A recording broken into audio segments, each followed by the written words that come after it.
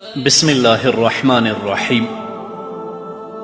الحمد لله رب العالمين حمد الشاكرين، الصلاة والسلام على سيد الأنبياء والمرسلين سيدنا ونبينا وشفيعنا ومولانا محمد وعلى آله وأصحابه الطيبين الطاهرين.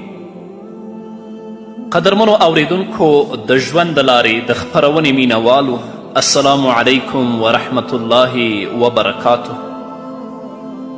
ستاسو روغتیا او خوشحالي د پاک رب نه غواړم، په دې هیله چې د صحت او عافیت جامې پر تن ولرئ او خوشحالي مو په برخه وي. دا دی زه محمد یاسین فهیم د ژوند د لارې د خپرونې په وړاندې کولو کې ستاسو په خدمت کې یم. زمنګ د نن ورځې د خپرونې موضوع بیا هم ژوند د نبوي لارښوونو په رڼا کې. درنو اوریدونکو، د مسند احمد حدیث دی.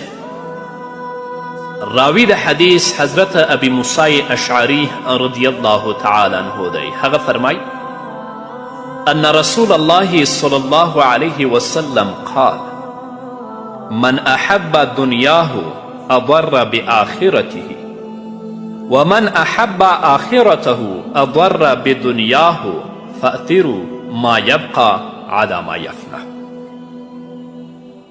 ابو موسی اشعری رضی الله تعالی عنه فرمای چې نبی کریم صلی الله علیه وسلم فرمایلی څوک چې دنیا سره مینه کوي خپل آخرت ته به ضرر او زیان رسوي، او څوک چې د آخرت سره مینه کوي هغه به خپله دنیا ضرور خرابوي.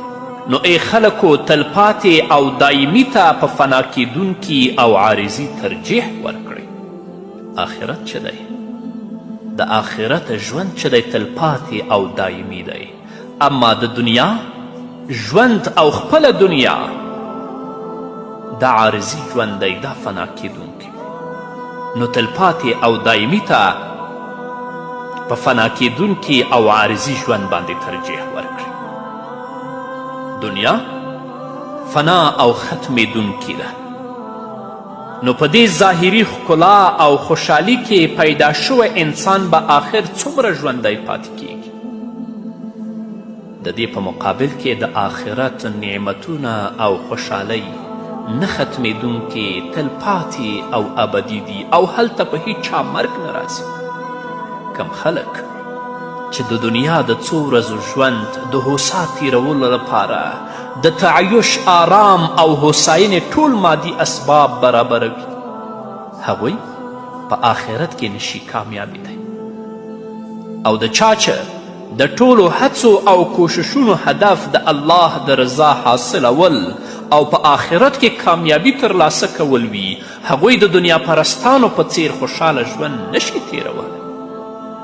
هغوی په دنیا کې هر تکلیف او ستونزه ګالي او زیان او نقصان تحمل کولی شي، خو هیڅ داسې کار نشي کولی چې د الله د قهر او غضب ته دعوت ورکوونکی وي او د الله د ناخوښي لامل وګرځي.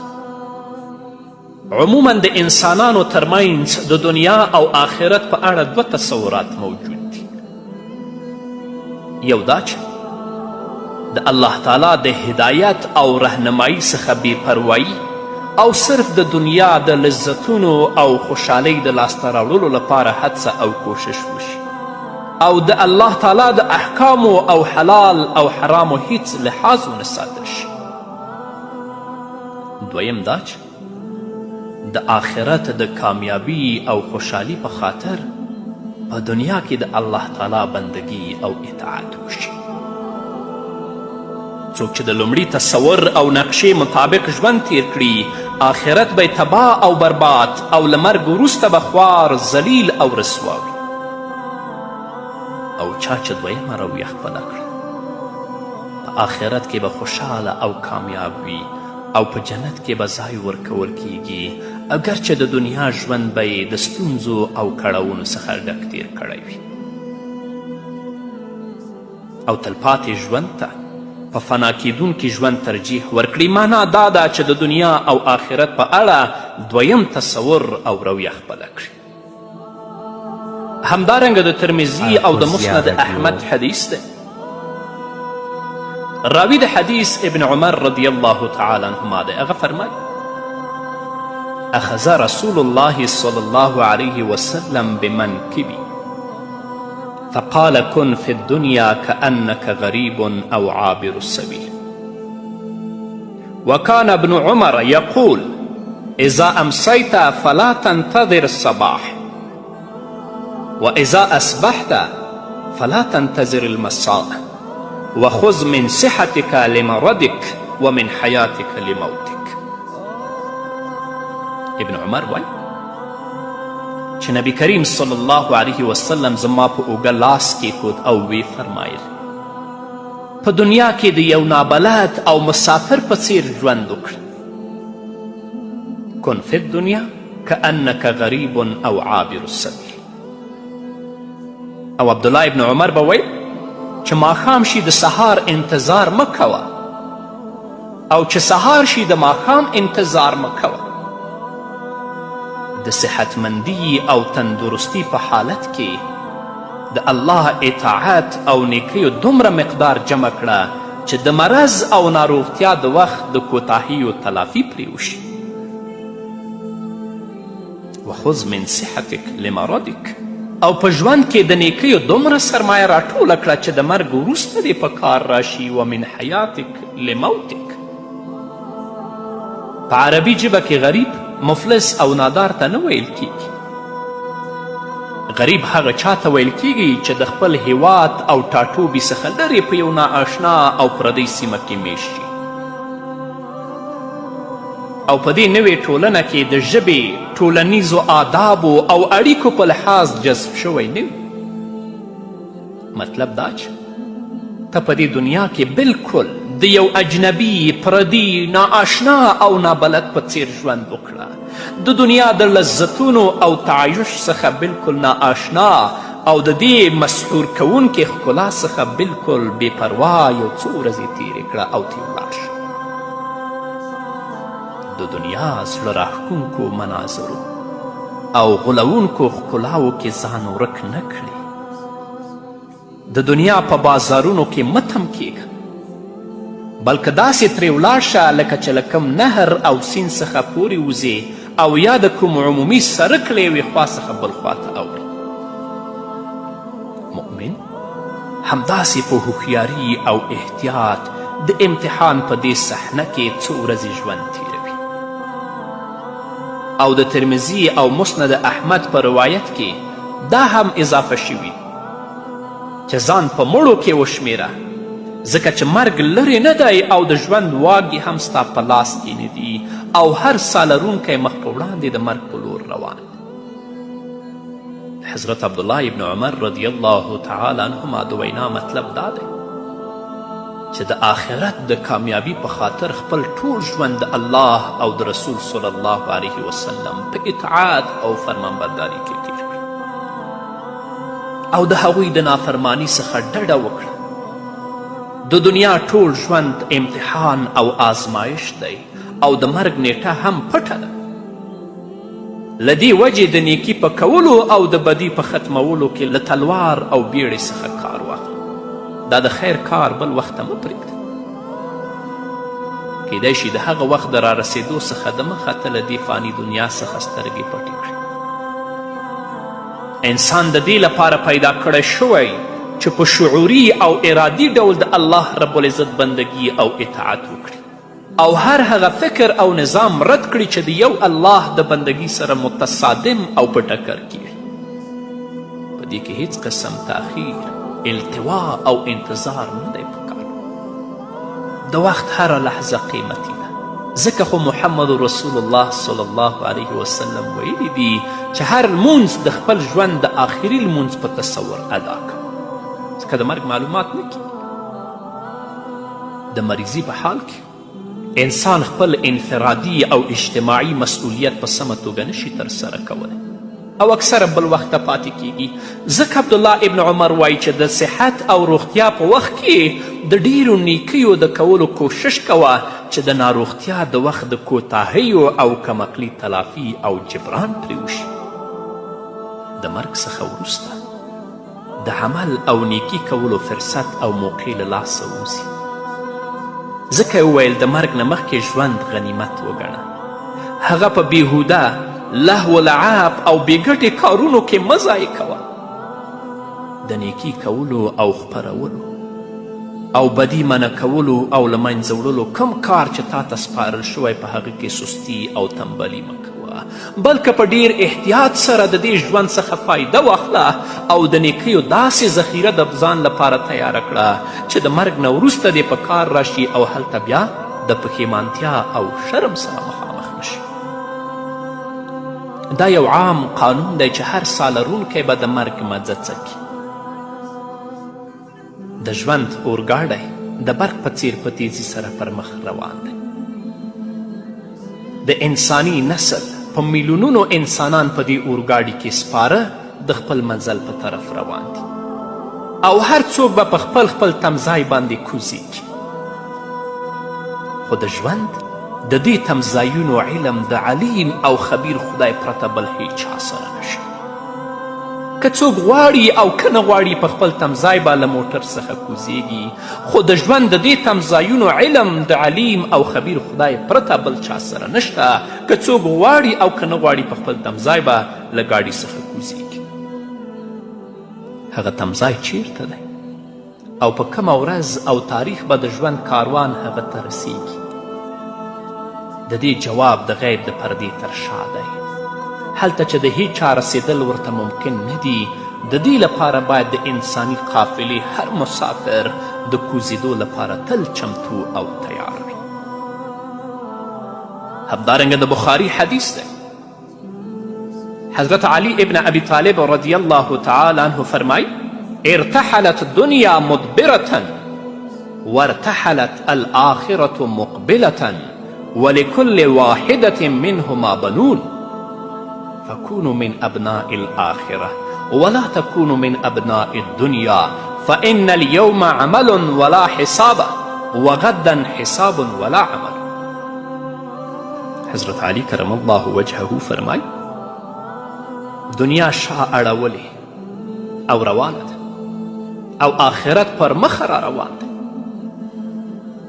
د دې دواړو زامن دي، یعنی دنیا او آخرت دواړه زامن لري. تاسې د آخرت زامن جوړ شئ او د دنیا زامن مه جوړیږئ. نن په دنیا کې د کار کولو فرصت دی او محاسبه نشته. سبا د قیامت په ورځ د هر چا څخه حساب اخیستل کیږي او د کار او عمل او فرصت چانس به چاته نه وي. د دې مبارک ارشاد مفهوم او مطلب دا دی چې تاسې په دنیا کې د اخروي ژوند د کامیابی لپاره هڅه وکړئ. خپل ټول صلاحیتونه یوازې د دنیا د جوړولو لپاره صرف کول او آخرت له نظره غورځول عقلمندي نه بلکې حماقت دی. د آخرت ضامن شئ، یعنی په دې عقیده او باور د الله د هدایاتو مطابق ژوند تیر کړئ چې د قیامت په ورځ به د الله تعالی په عدالت کې زموږ د ټولو اعمالو او کارونو رازونه کیږي، زموږ د ټولو اعمالو او کارونو ارزونه کیږي. د دنیا زامن مه جوړیږئ معنا دا ده چې ستاسې د ژوند هدف دا نه دی چې جایدادونه واخلئ، د مال او د دولت انبارونه جوړ کړئ، د تعیش او لذتونو د اسبابو د حاصلولو لپاره خپل ټول توان صرف کړئ، لکه څرنګه چې دنیا پالنه یو خطرناک جادو دی چې په انساني فطرت پرده اچوي. زموږ په دې پرمختللې زمانه کې د دې شریره څیره او خطرناک اثرات د پخوا لا زیات را څرګند شي. هر انسان، هر قوم، بلکې د نړۍ ډیری اوسیدونکي د دې تباهکاري د ازرارو څخه اغیزمن دي. کاشکې اسلامي امت په دې څپانده توپان کې خپله ډوبېدونکې بیړۍ د نجات ساحل ته وباسي. په همدې هیله قدرمنو اوریدونکو نور به واورو، خو د یوې دمې نه قدرمنو اوریدونکو بیا هم زموږ سلامونه ومنئ. د مشکات او د مسند احمد حدیث دی.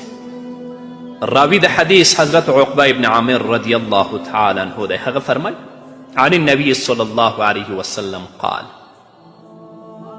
اذا رأيت الله يعطي العبد من الدنيا على معاصيه ما يحب فإنما هو استدراج. ثم طلع رسول الله صلى الله عليه وسلم فلما نسوا ما ذكروا به فتحنا عليهم أبواب كل شيء حتى إذا فرحوا بما أوتوا أخذناهم بغتة فإذا هم مبلسون.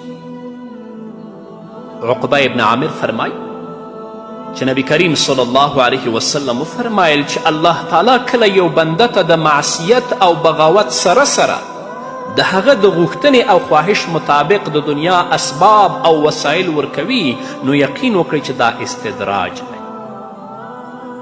بیا نبی کریم صلی الله علیه وسلم د قرآن کریم دا آیت تلاوت کړ فلما نسوا ما ذکروا به فتحنا عليهم أبواب كل شيء حتى إذا فرحوا بما أوتوا أخذناهم بغتة فإذا هم مبلسون. کله چې هغوی ته شوی نصیحت هغوی هیر نو موږ پر هغوی د ټولو نعمتونو دروازې راخلاصې کړې، خو کله چې هغوی په دې ورکړو نعمتونو خوشحاله او مست شول ناڅاپه مو ونیول بیا د هر خیر څخه ناامید فإذا هم مبلسون. رب العالمین ذات هر ساکښ ته روزي ورکوي، که هغه په الله تعالی باندې ایمان لري او که د هغه د وجود څخه انکار کوي، که هغه په شعوري توګه د الله اطاعت کوي او یا د هغه نافرمانی او بغاوت اختیاروي. د روزي تقسیم د کفر او ایمان، اطاعت او نافرمانی په اساس نه ده. الله تعالی د مال او دولت په ذریعه امتحان کوي. د ژوند د اسبابو ډیروالی د الله تعالی د رضا نښه نه ده. همدارنګه فقیری او غریبی دا د الله تعالی د خفګان نښه نه ده. څوک د ډیر مال او دولت درلودلو له امله د الله محبوب او نږدې بنده نشي کیدی، او نه د فقر او غریبی له امله د الله په نظر کې سپک او حقیر کیږي، ځکه چې د عیش او عشرت د اسبابو او مال او دولت ډیروالی د الله په نظر کې هیڅ وزن نه لري.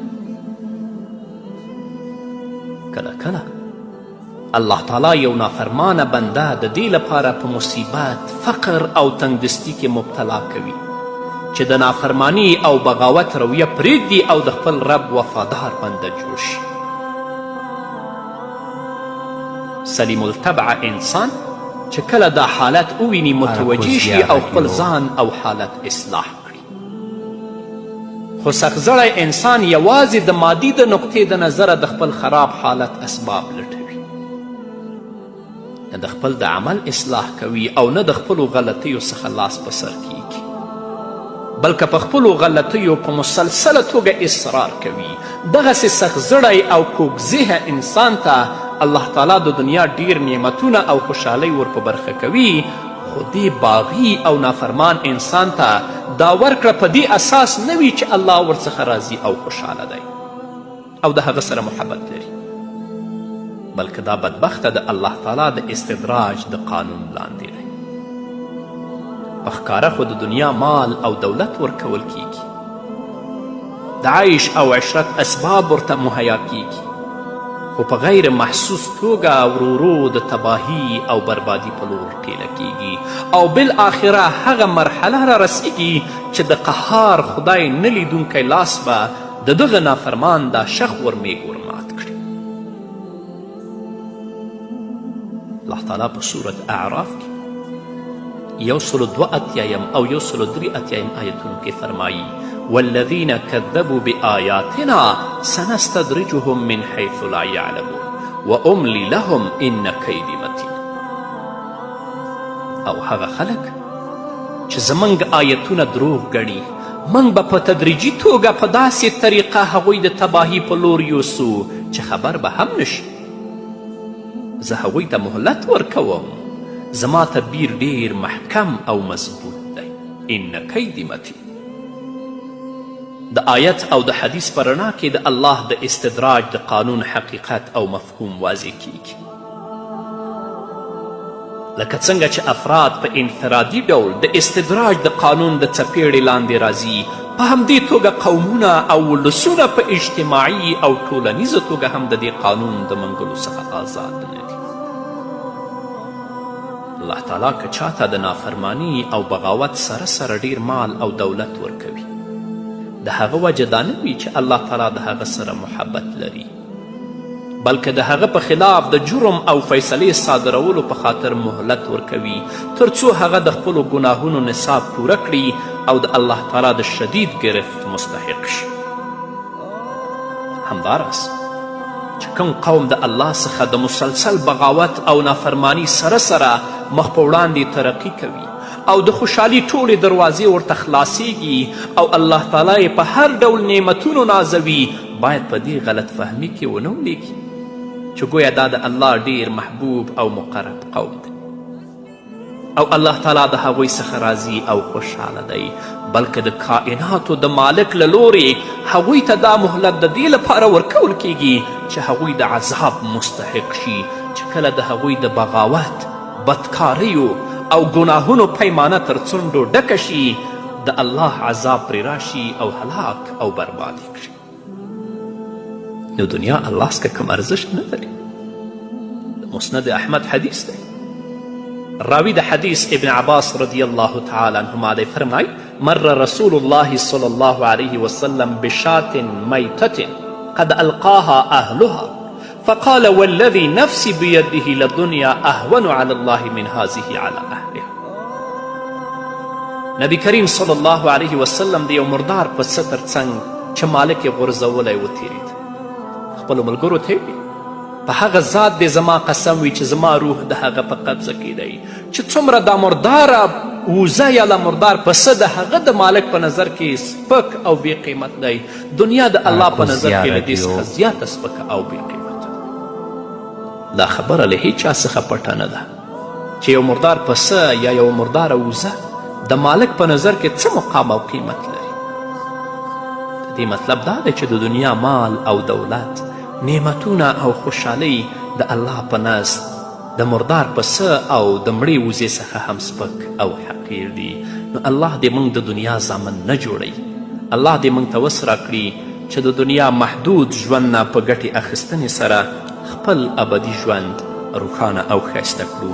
په همدې هیله قدرمنو اوریدونکو، دا وه زموږ د نن ورځې خپرونه چې ستاسو درانه حضور ته وړاندې شوه.